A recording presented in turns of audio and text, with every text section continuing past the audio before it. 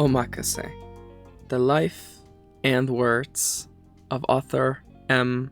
Kieran. If this is our first time meeting each other, let me give you a brief introduction. My name is Max. I write books for a living. I write every single day. While I may not enjoy pineapple and pizza, I can't see why we can't coexist in this world.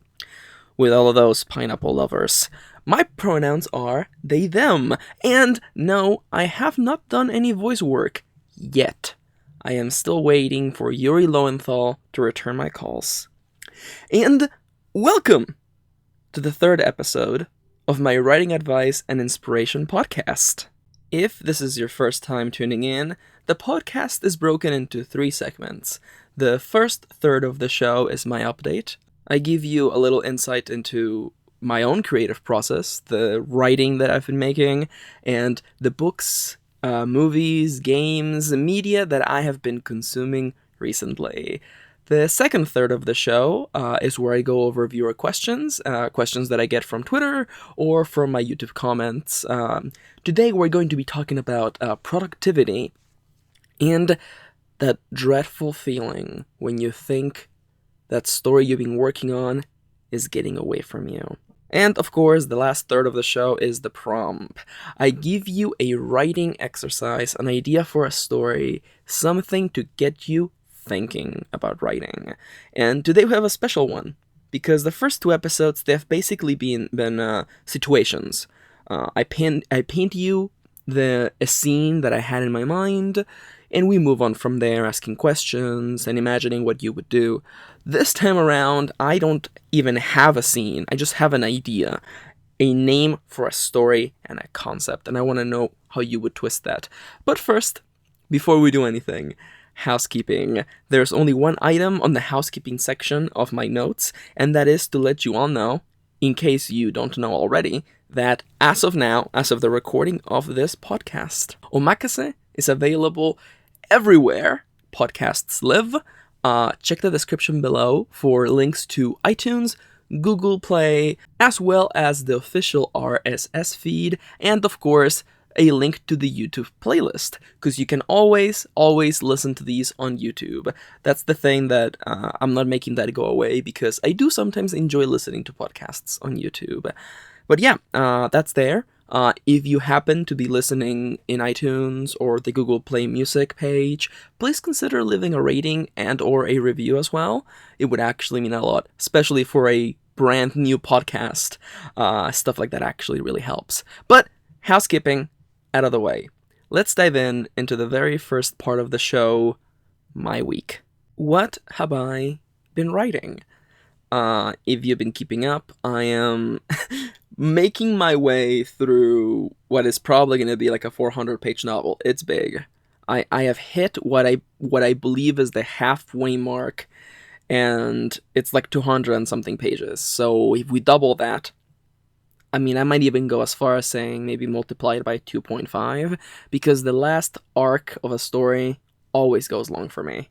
And I'm saying that because I think that when I write a story, I like to keep the second out of 3 acts relatively short. The first act always goes long because you're introducing everything, and if it's some sort of magical setting, like you know that I love to write, you have to establish how things work, why things are in a certain way. It's what you do in the first act of the story, it's what you do. The third act, for me, that always goes long. Because fallout and resolutions and climaxes, like, those just always go long for me. And that leaves me with, like, the second act, the middle of the story, which I think that I always try to make that as short as I can. But then again, I don't know.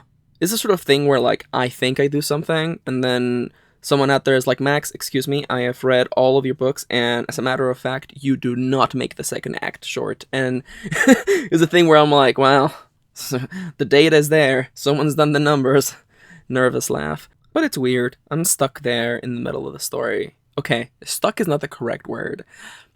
I am not stuck. That is a generalization. I feel that the story is moving a little bit slowly, and it is actually not the story's fault. I've had a really, really busy week. If you follow me on Twitter, you heard I was trying to figure out how to get the podcast hosted and then the podcast on iTunes and Google Play. And that was an adventure and a half, mostly because, and this is sort of thing that when you work in creating content, you kind of get used to this, or you think you get used to this, but I assumed, and I knew, when I was setting up the podcast that I was going to make a mistake because I had never made a podcast before. And it is understandable for someone who has never done anything when attempting to do said thing to make a mistake. And I did make a mistake. It wasn't anything bad. The podcast was still approved by iTunes and Google Play, but it's the sort of thing where halfway through the submission process, I was like, I am thinking about this very hard, but I know something I probably overlooked is wrong, and that's okay. It can always get fixed, and I fixed it. I realized it the day after when the submission process was going along. But it's a sort of thing, Sometimes you're gonna make mistakes, and that's okay. I feel that it's something, especially when it comes to writing, something that people overlook. The finality of the words that appear in the first draft. Not everyone, but I always get this feeling, especially from, I don't want to say beginner authors, because that's not actually, because it's not a matter of gaining experience, like it's a video game and leveling up. That's not how it works. Writers who have not completed the cycle, completed a first draft and edited it, sometimes fall into the very easy pitfall of wanting to make that first draft amazing, and trying not to make mistakes in the first draft. And I can't tell you how many books I've finished, how great it feels to completely let go of that fear. You will make mistakes. Let me tell you right now. Let me say it again for those in the back. You will make mistakes in the first draft. And that's okay. It doesn't make you any less of a writer. It doesn't make you any less of an author. Making mistakes is human. And like I said before, when you're writing a story, you're discovering it for the first time. I've always liked the way that Stephen King described it in his book on writing, where it feels as though you're uncovering a fossil, using the tiny little brushes and the tools and uncovering it little by little. And you think it's something. You think, oh yes, this part of the story is this. This part of the fossil is clearly the claw of this ancient creature. And you realize once you have completed it, once you've uncovered the fossil, that it is not. It's something else, something completely different, and that's how stories happen. And it doesn't make you a bad archaeologist to discover that the fossil you have uncovered is different from what you thought at the beginning. I think the real test of character for a writer is how you convert your first draft into a finished story. And I'm going to talk about that in a second. But before I get there, I've been feeling as though the story is not stuck, but rather moving slowly. I've had a really busy week, and I've been stuck doing a lot of tasks that are keeping me away from the writing, but I'm still writing every day. Even if it's just for half a session or a quarter session, or that one day where I spent all day recording stuff for my other channel, and I didn't realize until 10:30 p.m. as I was going to bed, I realized I had not written that day. I've been so busy. From the moment I woke up, all the way until coming out of the shower and about to go to bed, when I realized I haven't written today. And I've been keeping the chain. I am on the 60s right now. I've been writing every single day. You know what? Let me bring up my numbers. I've been writing every single day for 64 days as of the recording of this podcast. And I was not gonna break that. I was not gonna break my combo just because I forgot about it. So I sat down and I wrote for 15 minutes. It was a little session, but that's okay. The story has been moving slowly because I haven't had a lot of time to write. But I understand that my fears, my concerns about the story feeling like it's stuck are human problems. Pity human problems. And our human brains, they love big numbers. They want to see the small numbers become big numbers and become even bigger numbers. And that's the thing why sometimes word counts can become problematic, because you get lost in thinking about the number and not so much what you're putting in the story. And I was getting a little, oh my god. I don't know if you can hear this. My cat is napping in one corner of the room, and he is snoring very loudly. You might be able to catch it in between me talking. My cat always manages to distract. It's okay. He's the loveliest boy in the whole world. But yes, in a way I feel concerned that the story's moving along slowly, but at the same time, the good thing about writing every single day is that whenever I sit down to write, there he is, snoring. Oh my god, he's so loud. Whenever I sit down to write, I know what is going to happen next. Because the story is in my mind. I haven't let it slip past me. Back when I used to write like a couple days a week, but I used to write all day, on the very first day, coming back from not having written for like 4 days, I would feel lost. And the writing would feel, I don't know what's the word I'm looking for. The writing would feel ineffective. It would feel as though I was stumbling, trying to find my footing, getting used to a pair of shoes I haven't worn in a long time. There you go. That's a good metaphor for you right there. And I haven't felt that way. Even that one session, even that odd session at 10:30 at night, when I wrote for like 15 minutes, I sat down, I turned on my timer, and I started writing. I knew exactly where I had left off, and I knew exactly what needed to happen next. And it's weird, because I've written a chapter that has been going on for like 2 weeks now. Not 2 weeks of in-story time, 2 weeks of max time. And I think I'm going to have to break off that chapter. I think I must. Like, I think Max from the future is going to have to figure out a way to break that chapter up into parts, because it's just the only way. It's just so long otherwise. But before we go anywhere, and it's good that I went on a long tirade about this, because the other thing I wanted to talk about is slightly ranty, and I like to keep this podcast positive. So I'm going to minimize that section of my notes into just a quick conversation. I want to just talk really quickly, and I mean, this could be part of the writing advice questions part of the show, but I really just want to slide it here because it's more of just a point than anything else.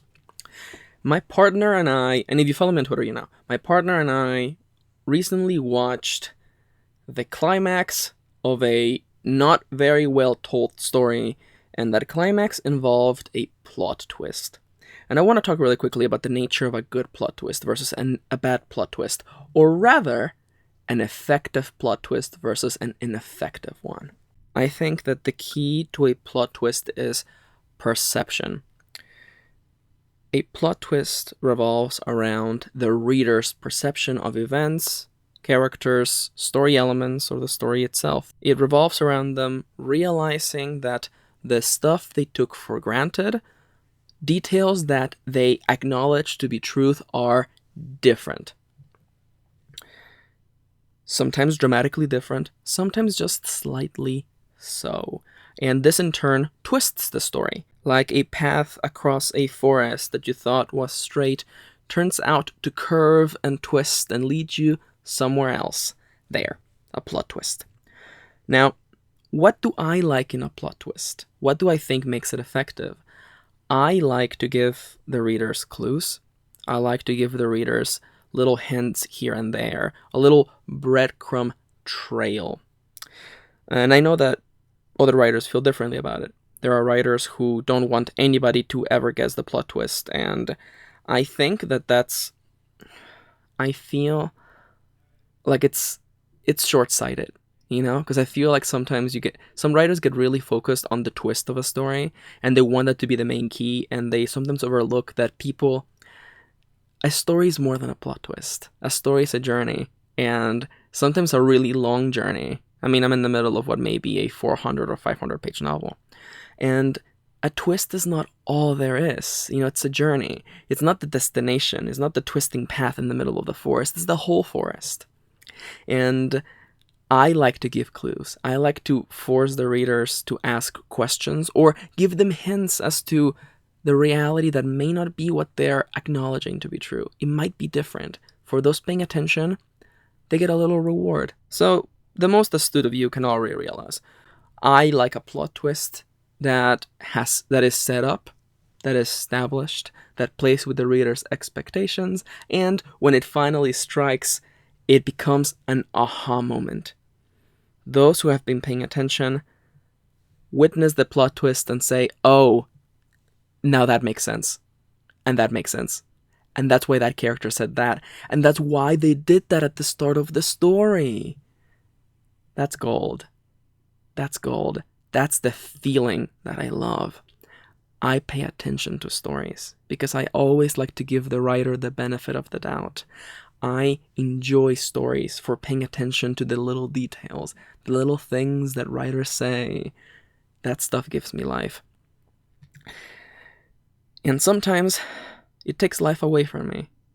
My partner and I witnessed a very ineffective plot twist. It was a plot twist for shock value without any of the setup, which ultimately felt lazy and brought more questions than answers. Like I mentioned previously, a good plot twist is an aha moment. A bad plot twist is a, wait, what? That doesn't make sense. If this character is this way, then why did they say that back then?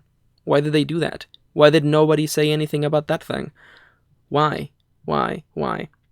And of course, the story doesn't tackle any of those things. It just makes the plot twist for sheer shock value and then runs away.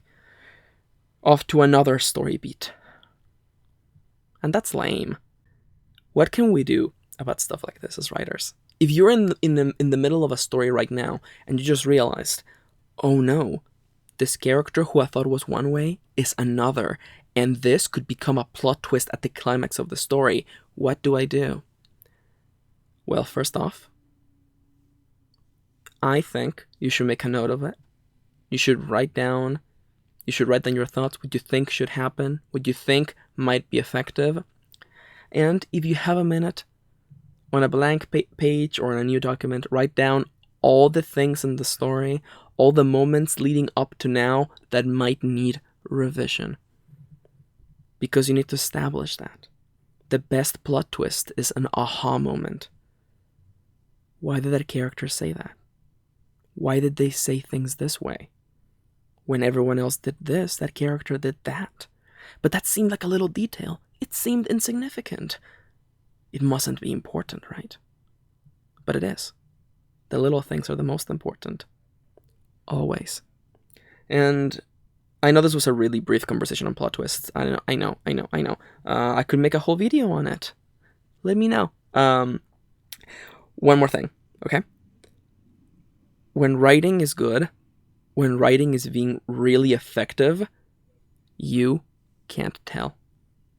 That's the strange thing about writing. That when it is good, when it is being effective, when it is pulling you in, and it's selling you that story and you're not questioning it, you don't notice it. It is the art, the craft of weaving words so that our reader, our viewer, forgets they're even reading something. But when it's bad, it's a stumbling act, where every paragraph, every sentence, every time a certain character opens their mouth, you go, oh yeah, I'm reading a book. I'm playing a game. And it's not very good. Revision is your friend. Okay? Remember that. Revision is your friend. Oh man, I could do a whole video on revision, but I've already rambled on for too long. Let's take a minute right now to go over the show's sponsors. Did you know? This show is brought to you thanks to my patrons. Patreon.com/mkieran is the #1 place to support me and what I do. You can get early access to all of my content for just $1 a month. $1 a month is all it takes, and now that I have my Patreon-only RSS feed set up, you can actually sign up to that RSS feed and get the podcast delivered to your podcast app of choice without ever having to go back to the Patreon website. It's awesome. But if you pledge a little bit more, you can get cool perks like shoutouts, or at this very moment, the big shoutouts to my big sponsors.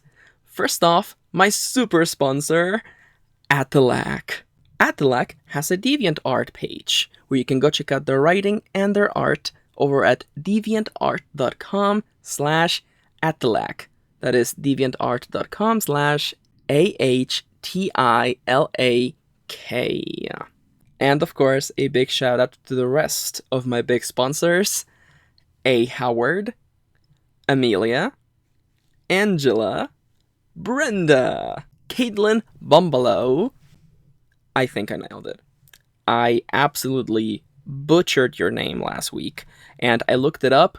I think it's pronounced Bumbalo, but I mean, it's the internet. It's entirely likely that I'm still getting it wrong. Let me know. Also, Irina Phoenix, John Netz, Joe, Lukey, Mark Maruska, Nicola, Pat Eichson, Polly Craftwall, Rain Misoa, Soul Muse, and Synexia. If you are a patron pledging at least $1 a month, stay tuned until the end of the video where I will give every one of you shoutouts and attempt live on tape to not butcher all of your names. Maybe. And now, on to the second part of the show, the questions. Much like last week, today we are jumping in with two questions, one which is technical and one which is all about the craft. So let's begin with the technical one. A dear viewer, just like you, asked about productivity, because writing often ends up being about time management. You have to find the time to write and use that time effectively. And of course, our dear viewer was wondering how they could be more effective. They said that they had tried things like bullet journaling and the productivity planner, and that they had felt overwhelmed and didn't know exactly what to do. In case you don't know, a bullet journal is a physical notebook that you use to manage ideas, tasks, events. It's a way to keep your life in check. And as much as I want to say that I do use bullet journaling, I modified it. I made it something that works for me. I made it something that was effective for the way that I tackle my days and the way that I go about writing.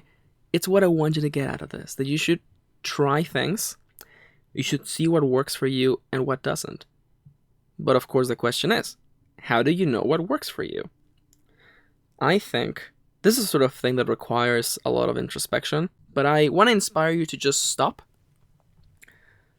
in place, and ask yourself, what do I want to get done?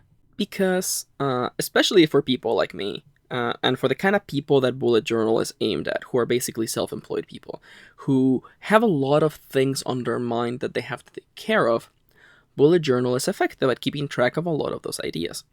Bullet journal, of course, is free to use. You don't actually need to buy a specific notebook. I use a notebook that I just bought on sale at Staples.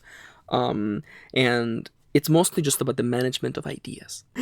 I can feel myself about to go on a long tirade about how the management of tasks and ideas is something that I learned in the book, Getting Things Done, which I believe people call it the GTD system. And listen, that's all nonsense, it's fine. What matters here is this. In life, there are things we need to do, and those are tasks. There are things we need to remember, which are ideas, and there are things we need to keep in mind, which are reminders.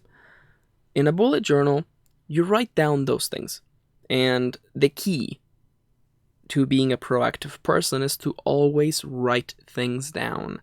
Whenever you have a thought, whenever you have an idea, whenever you remember that you should definitely pick up shampoo and conditioner at the store, you write it down.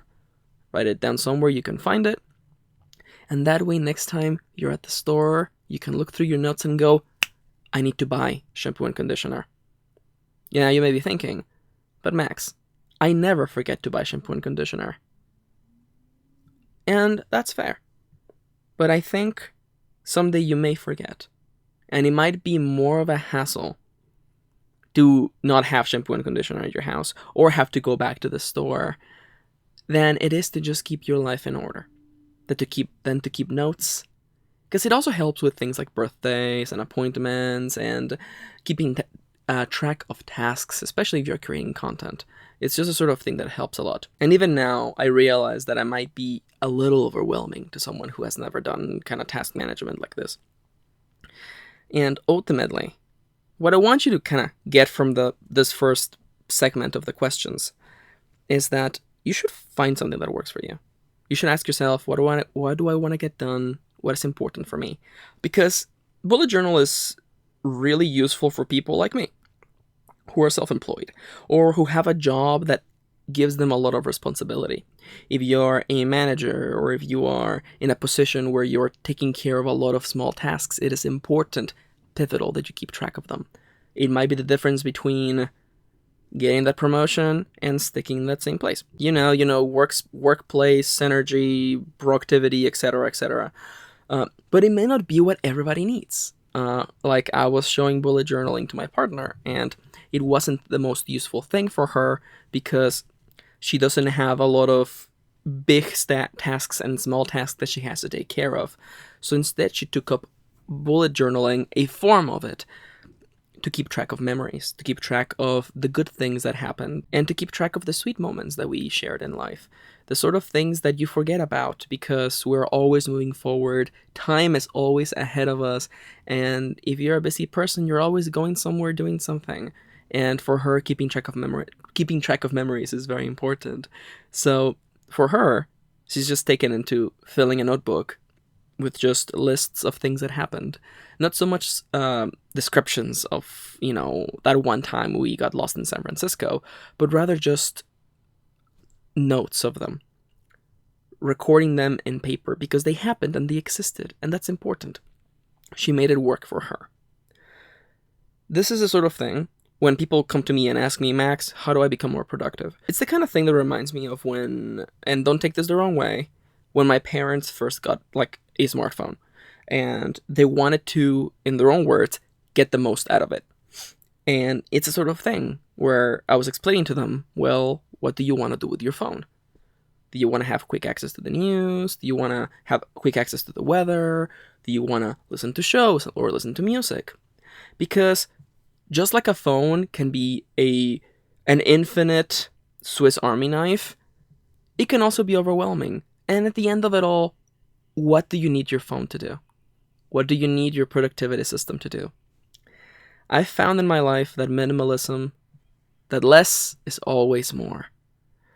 My system is very simple and straightforward because it's what's worked for me. But I know I've already strayed from the point. You want to know how to be more productive. You want to know how to make the most out of your time. And I'm going to tell you the quickest way to be miserable. Okay? The easiest way to be miserable is to micromanage every second of your life. Okay. That sounds silly. Micromanage every minute of your life. Because you may think to yourselves, oh no, I can absolutely, most certainly, write down what I'm going to be doing every single minute of this day. And you think to yourselves, yes, this is good time management. But I've been doing this for a while, and I can tell you that will only lead to misery. Because life always gets in the way. Something always comes up. And you're not a robot. You're not a Japanese subway train that always arrives at the same time and leaves at the exact same time. You're not a machine. And I can't begin to describe to you how futile it is to allocate for yourself exactly the amount of time you have for yourself. If you have 4 hours to write, if you have 2 hours to write, if you give yourself exactly 2 hours and nothing else, I don't want to say you're going to fail, but I'm going to tell you what I felt after years of giving myself exactly the time I had. You're going to feel like you're perpetually falling behind. Because things come up. Because suddenly your computer freezes up. because that program that you needed, you forgot to open it and it takes forever. Or because someone knocks at your door. Or because you're feeling really tired today. Or because of this, or because of that. Something always comes up. And we, being petty humans who love the numbers to be big and to get even bigger, we get focused on time. Because time is the ultimate resource. It is the ultimate number that is forever dwindling down. We always have less time than we think. And we can't fix that. Everybody's got the same 24 hours in the day. You do, I do, Beyonce does, everybody has the same 24 hours in the day. And that's cruel. That's like the saddest plot twist ever. No matter what you do, you have the same time. So how do we make the most out of it? Some people will tell you that allocating time. You have 4 hours of writing time, well, you're going to write those 4 hours. And after doing this for so long, I don't know if I agree with that. Writing became less stressful when I acknowledged that life happens and when I focused on working not towards getting hours of work done, but towards the thing that actually mattered. The writing. The videos that I make. The podcast now. And not only that, but also applying that to the other aspects of my life. Like spending time with my loved ones. With the people that actually matter in this world. We get so focused on the little dwindling number. We always have less time than we think. We get focused on it. And we forget. What is the point of all this? What are we doing all of this for? What matters the most? What do you want to do? I wanted to write. I wanted to tell stories. But no matter how much I wrote, and I wrote a lot, no matter how much I wrote and how much I got done, I always felt like I was falling behind. Because I tried to do 4 hours of writing, but something would come up, and something would happen, and I would go over. And going over those 4 hours meant I went over the other time I had for something else. And it became this domino effect, where I felt like I was perpetually falling behind, perpetually tripping backwards down a spiraling staircase, down, down, down. That was misery. And take it from someone who has always been level-headed enough to admit their own shortfalls. I was miserable. I was super unhappy. I was getting writing done. I was doing the work. I was making videos for a YouTube channel. But I always felt like I was falling behind. You can hear my cat snoring in the background. He's so cute. What matters the most to you? What do you really want to get done? I would like to inspire you, regardless of what productivity system you reach for, whether it is bullet journaling or the Pomodoro method, which I'll explain in quick details in a moment, which is what I use. Whatever you use, focus first and foremost on getting stuff done, and second on hours of work. Focus on getting stuff done. Not getting everything done in one day, but getting stuff done over time. I know it's not exciting to do a little bit of work every single day. I know it's not, because our human brains want big numbers. But if you wrote 1 page every single night, how many books do you think you would have finished by now?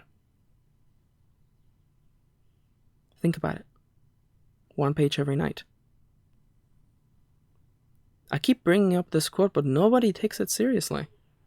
It doesn't matter how slow you go. It doesn't matter how fast you go. As long as you do not stop. Now, really quickly, a technical... wow, we have absolutely moved over to inspirational advice when I meant to go technical. what is additional to using bullet journaling as a way of keeping track of my ideas? I also use something called the Pomodoro method. Pomodoro being from the Italian word for tomato. Pomodoro is a time management system that the core of it is to have times in which you're focused on working and time when you're focused on resting or not thinking about work. And it's done wonders for me. I used to say that I didn't use it for writing, and then I tried it and it turned out to be the best thing. So a Pomodoro is a 25-minute period. You use a timer, whether it's a kitchen timer or your phone app, and for the length of those 25 minutes, you're gonna work on one task or a series of smaller tasks. You're gonna work on something without checking your phone, without stepping away, without doing anything else. Laser focus for 25 minutes. Once those 25 minutes are up, you stop working. You take a break, whether it is 2 minutes, 3 minutes, 5 minutes, whatever you need. You record that you did what you were supposed to do for 25 minutes with laser accuracy and focus. You take your break. You come back. You do another Pomodoro, another 25-minute burst of focus. And you may be thinking to yourselves, Max, taking a break every 25 minutes is a waste of time. And I cannot tell you how much I've gotten done over the years from just allowing my brain and my body the license to be focused on a task and then not focused on it at all. Because we are not machines. We are living organisms and we cannot be expected to be focused on something for hours. You cannot write for 4 hours straight. You will be exhausted. I have really long work days, and having these sprinkled breaks in between helps. I would like to inspire you to go look up how the Pomodoro method fully works. There's a lot of nuance to it, particularly the idea that after a set number of Pomodoros, you take a nice long break to just cool down. But how you do it is not particularly important. The key of this, and what worked for me, is sitting down and giving your body license. For the next 25 minutes, I'm going to get stuff done. And once that's over, I get off the desk, I walk around the house, I don't think about it. I disconnect. I go and cool down, and I come back. I know it may seem crazy, but giving your body the license to not have to think about work and then get back to work is good. It's literally the way that you do muscle building or muscle training, by giving yourself moments of work and moments of rest. You need those things. It's actually just science. But because we have petty human brains, we get focused on like 5 minutes. 5 minutes is a long time, Max. A 5-minute break every 25 minutes is crazy. And it kind of is, but it works. Once again, if you're interested, I recommend, I think the Wikipedia page just has the full system. The Pomodoro method, working in 25-minute bursts and taking a 3, 4, 5-minute break. I really like it. It's what I'm actually using to record this podcast. It gives me a chance to just, for the next 25 minutes, I'm going to talk about what I really think. And once that's up, I'm going to go walk around, take a break, get off my chair. Heaven knows that I spend a lot of time at this desk. And in case you're wondering, I like to just use my phone. I like to just literally use voice commands. It's the only thing I use Siri for. And I can just say things like, "Hey Siri, timer, 25 minutes. Okay, 25 minutes and counting. That's cool. It's like I'm living in the future or something. Alright. I am the worst. I spent so long. Oh my god, I promised I would make episodes shorter, but I'm so bad. Hey, I have to cover this other question. I promised I would, and it totally fits into what I'm dealing with. So it's the sort of thing where I have to bring it up. A dear writerly friend, just like you, was wondering what I do when I feel that a story is starting to drift away. It can be because they've taken a pause, or it can be because they are writing at a slow pace and they feel as though the story is getting away from them. What do I do? What have I done in the past to deal with that? What am I doing right now? Because I am dealing with that. I've been writing this book for a long while, and I don't want to say that I'm getting the shiny new story syndrome, where you get a new idea for a story and that's all you can think about, and the story you've been working on for months now is sitting in the corner looking really grumpy. No, I know myself better than that. But there are times when I'm not writing. Keep that in mind. There are times when I'm not writing, when I'm making dinner or when I'm playing a video game or something, and I'm thinking to myself, am I losing this story? It's always doubt that comes outside.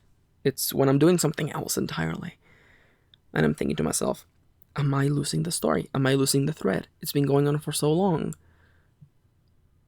What if I run out of juice?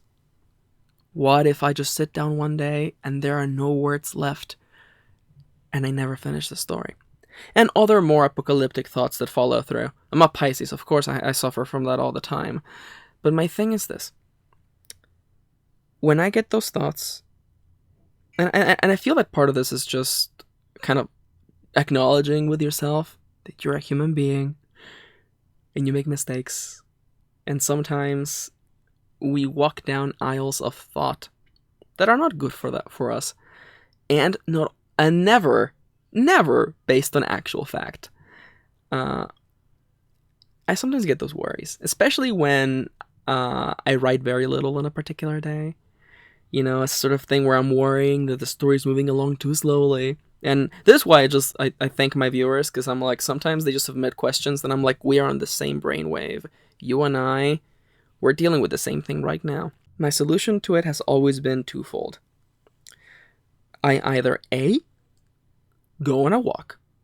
I go on a walk and I listen to music. Now, I don't listen just to any music. I listen to the playlist that I made for my characters and for my story. The kind of playlist where I can listen to music and imagine my characters recording the music video to it. Or the song that might just be the trailer for the movie version or something like that. And I'm not ashamed of admitting stuff like that. The kind of self-indulgent element of thinking about my own stories. Because I love my stories. And I love my characters. And listening to music and thinking about them like that helps. Because it reminds me, yeah, I love them. I want to write more about them. Because even though I may have brainstormed the story with the root elements, like in my planning guide, at the end of it all, I am here because of them. A story is not just a plot twist at the end, at the final hour. It's a journey you make with people you have never met. People who are not here in this world with you, but are with you nonetheless in your mind and in your heart.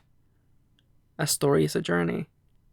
And when you're a writer, you're the first person making that journey. You're the first person in there. Sometimes we lead the story forward. Sometimes it's dragging us by the neck. But that's stories, though. I would never give that up. It's the best part. Walking helps. Because being in motion helps for me. That's why I used to love taking bus rides or just being in the backseat of a car. Just listening to music and watching the world move. Feeling the slight rumble of the engine beneath me. The movement. The world around you is always moving. And it's a good distraction. Almost a mantra. To think of your stories, of your characters. Of that one scene you just can't wait to write. It's gonna be so sad. Oh man. What is that character gonna do? I don't know. But I wanna get there. I wanna see what they say. I wanna see what they do. See, even now, just thinking about that is giving me that tingling sensation of excitement. Because I do wanna see. I do wanna know what they do. I wanna know what my character does. And that's the loveliest part of writing. The journey.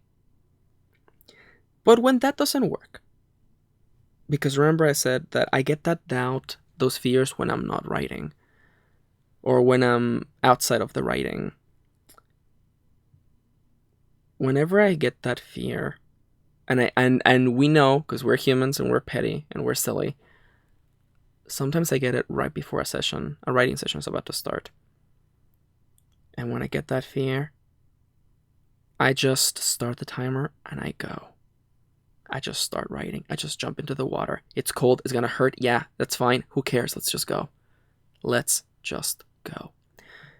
Because always starting to write, knowing that the timer, and I always write with a timer, when the timer is ticking, and I told myself, for the next 25 minutes, I'm going to write with laser focus. I'm not going to go check my phone. I'm not going to check how many downloads the podcast has. I'm not going to check Twitter. I'm not going to open YouTube. I am not going to fiddle with my iTunes library anymore. For the next 25 minutes, laser focus. The only thing that matters is the story.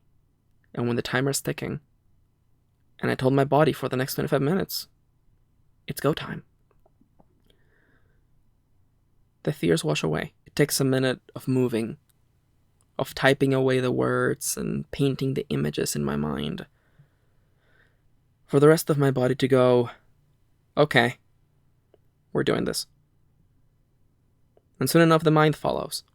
And once I'm in the groove of putting words together, the image becomes clear in my mind. And it's not so much the characters whom I love that are pulling me forward, but it is rather the sentiment that I'm already here. And I've done this before. And this story is my house, and I live here. And it is I am no stranger to these halls, these doors, these stairs, these rooms. They are mine. I can do this. The water is fine. Just have to jump in there. All right. It is time for the final part of the show, the prompt. Because we've been talking about writing, and I want to inspire you to not only think about the craft, but also think about storytelling. Think about your own creative abilities. And imagine for a second with me about what you would do if you had to write a story. If you had to brainstorm a world or a character or a situation, what would you do? Today I have simply an idea for you. Sometimes I have, scenarios, fully realized story ideas. Today is just a concept. And as always, the prompt ceases to belong to me the instant you take it in your hands. The moment you twist it, you morph it, you change it, the instant you make it yours, it ceases to be mine, and you can do with it as you see fit. The only thing I ask for is not that you link people back to the podcast, though you can. Just at me or yell at me if you make something. I might want to read it. I might want to see that cool piece of art you make. I might want to play that visual novel you make. I might want to read that short story you write. But that's all the disclaimer stuff. You know it. Let's dive right in. I've been making this joke forever. I've been making a joke in my videos forever, and I've been hoping in my heart, in my poor little heart of hearts, that someone would write a story about it. It's a silly joke, and I make it all the time. I still make it in my other videos. Sometimes when I say something, I acknowledge, in video or in audio, I acknowledge that I am living now. As you're listening to me, I exist only as a voice. I am not a person. I am not a human being. I am a voice in a recording, talking to the future. And the words that come to me when I think of that comment, that little regard, when the voice that you're listening acknowledges that they are indeed a voice, and I refer to myself as the Max from the past, talking to the Max from the future who will be editing this, but not quite so much the Max from the far future who will be uploading this. And then we have you, the viewer of the far, far future. It might even be decades. And you're listening to this as though it is for the very first time. I have used a name to describe this scenario. I have called it the time prison, the time ghost. And I don't know if any of them fit, but I love the idea. I love the idea of a story. Written like an audio log? I don't know. It's not so much the idea of a person recording their thoughts. It's not that. I think it's the idea of the voice becoming self-aware. Right? I'm telling you, this is a weird prompt because I don't have a prompt. I don't have a scenario and a character. I have an idea. A suggestion. A time ghost. An audio ghost? A waveform. Ooh, that sounds cool. That sounds like a character class in some sort of cyberpunk game. The waveform. The waveform. I exist only as the sound you hear. Did I come from somewhere? Did I ever really exist? That's spooky. How would you make that into a story? Because in my head, I'm already doing the rounds, you know. I'm running laps around myself. I'm like, well, I think not the easiest because, you know, settings like this required work and setup, but a futuristic cyberpunk-like setting with a high level of technology, nearly almost no ceiling in what you can do, would be a very easy scenario to establish a story like this. This person's consciousness was quite literally trapped within waveforms, within an audio file, within a file in a computer. And they're there, aware that time is passing. Somehow. I don't know. You figure that out. Time is passing somehow, and they're aware of it, and they are in this time prison. But what does it look like? Are they just a voice? That's why I feel that maybe like a podcast would be like a really good way of writing that story. Or I mean print, or just like a book. Because you can just get lost on the narration just being a person's voice, you know? Just talking. That's the sort of story where I think that it can't just be like a formal story. It has to feel as though there's someone talking to you. And the whole book is no chapters. It's just one long monologue between someone who exists only in the form of sound and is aware of it. Of course, they wouldn't begin aware of it, or maybe they would. I don't know how you would do it. I guess the story would begin. How would I do it? The story would begin 0.5 seconds after they realize they're aware, or maybe 2.5 seconds before. I don't know. Listen, time is relative. Sound. A ghost. The ghost in the sound file? No. The ghost in the machine? The ghost in the MP3? No, you're right. That one sounds dumb. Think about the concept. An entity that exists only within an object. Because again, like I always tell you, there are ways to twist this. To make it not really about what I said, but the essence of what I said.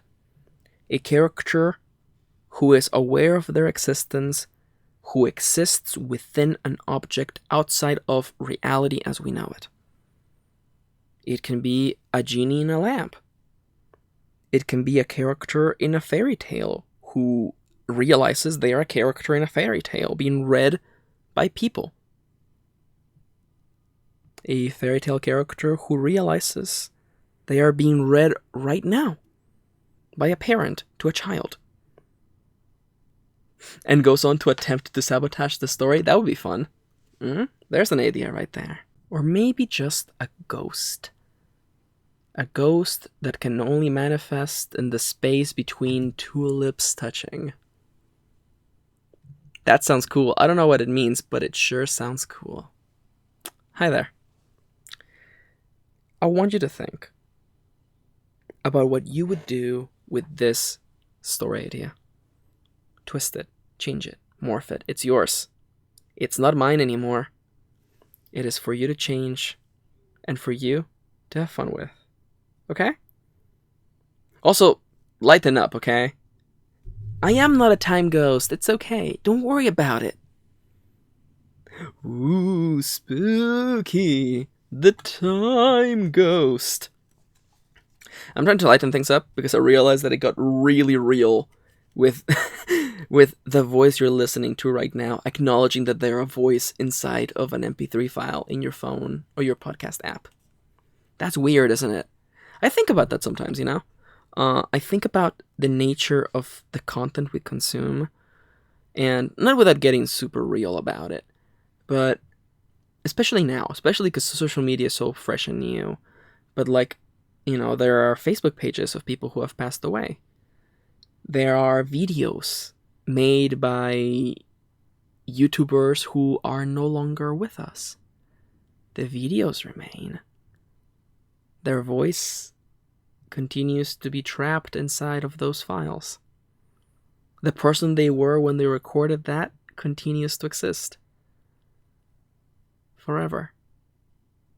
A ghost entrapped within crystallized data, floating in the ether, in the ley lines that connect our world, the cyberspace. I guess just like me.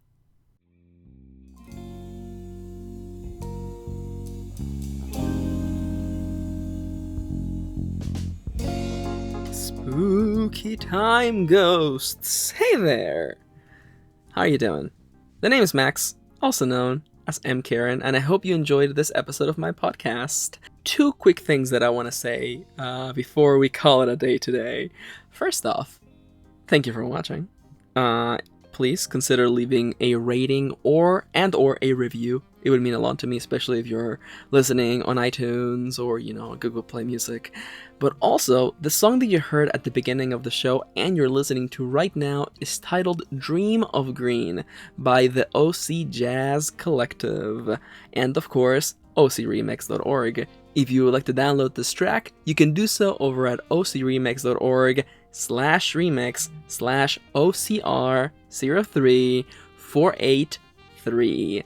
There's a link to it in the description down below. It's free to download. Thank you for watching. Thank you so much for spending a little bit of your day with me, and I hope to see you in the next one. And now, patrons only. Hey guys, if you haven't yet gotten your private, unique RSS link, let me know in the send me a message on Patreon and I'll send you the guide. It's really easy. I actually did it on my phone as well, and it's cool because that way, whenever I put up a podcast early for you guys or any sort of other video, you just get it immediately. It's awesome. That way, you don't even have to go into Patreon or anything. It's fantastic. But yeah, thank you for your support. And now it is time. As I move my mouse over to Patreon, it is time to give every single Patreon of mine a shout out. Formal apologies for anyone and everyone whose name is about to get butchered live on tape. Beginning with A. Howard, Atilak, Alisa Dudley, Amanda Stevens, Amelia, Amy Palmer, Angela, Aniexo Hoshi, Biting the Sun, everybody's favorite, Blarg, Brenda, C.E. Richards, Caitlin Bumbalo. That's what the internet said your name was pronounced. If I did it wrong, Don't tell me. Absolutely tell me. Absolutely tell me. I was also looking up Kameshwar's name, and I could not find a pronunciation guide, so I hope I'm getting it right. But we'll get to Kameshwar in a moment. Before that, Cannibal Lily. Kyriad Eccleston. Eccleston? Eccleston. Eccleston. Like the Ninth Doctor. Like the best Doctor. Kathy Lindsay. Christiane. Christine Dennis. Kristen Lofton. There are people chasing after me. They want to yell at me about which version of Doctor Who is the best Doctor, and I'm just running away. Citro. Clem Pastor. Carissa Glashin. Dwayne Jackson. And of course, Eleanor. Erasos. Joffrey. Heather Tasker. Irina Phoenix. John Netz. Janosch Hibatsky. Oh, one of my newest patrons. Jaytona Kirkwood. Jeffrey James William. Excuse me, that's actually Jeffrey James Williams. You think I almost mispronounced your name, huh? Joe. Juan Nunes. K.M. Anderson. Kameshwar Rao Shaluri. I didn't even have to click on expand name. I memorize. I know it from heart. Kylie. Kelly Vermillion. Kiel. Kit Lee. Lier Killo. Lisa Effa. Loki. Marco Locatelli. Mark Maruska. Mars Adley. Mary Foster Smith. Nicola. Nicole Grissom. Noam Sahar. Novels and Tomes. Pablo. Pat Eitson. Polly Craftwell. Rain Misoa. Raquel Fernandez. Roa. Shimmer Tales. Sky D. White. Soul Muse. Sylvia Laitilla. Synexia. Thomas Baker, and last but by no means least, Wendy Christopher.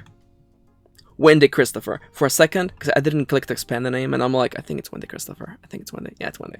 Hey! Now, someone out there's going to think, Max, is it a hassle for you to give shoutouts every single time? Do you not like it? Does it bother you? You know, is it like a problem? And I'm like, no, it's fun. I love it. I love it because it's always like a test against myself. Sorry, I didn't mean to bump the mic. It's always a test against myself. I'm always like, oh yeah, I can do this. And then certain names come up, and I'm like, oh, Lightilla, I think it's Lightilla. One of these days, people are gonna yell at me and be like, Max, that is absolutely not how you pronounce my name. And I'm like, see, that's why I promise nothing and deliver less. That is that's the way we do this here over at Omakase, Kieran's #1 leading writing advice and inspiration podcast. I can use that metric. It's fine. I can absolutely use that metric if this is the only writing podcast I have. It is the #1 writing podcast I have. It's true. Oh my god, that reminded me of this thing that I used to say back when I was a very, very not nice person. I mean, it's not really a mean joke, but it's just like a funny thing to say. Whenever someone would like compliment you, what I would say was, oh, thank you. You know, of all the people I know, you're certainly one of them. I always felt so bad because sometimes people would actually like their eyes would like widen. It's like, oh no, wow, what's Max gonna say? Something really sweet, and I'm like, you know, and you have to say it in a serious tone. Okay, you have to say it in a serious tone. You know, of all the people I know, you're one of them. And then for us, and you would see them nodding as like, oh man, that's so, oh Max, you didn't have to, and then it would dawn on them, and then they'll be like, oh my god, excuse me. What did you just say, Max? What? So don't do that. Don't be like who I was 10 years ago. But it's okay. I can be bad like that because I'm a time ghost. So I'm gonna get back to my time ghosting business, and you go out there, you get some writing done, and I will see you on the next one.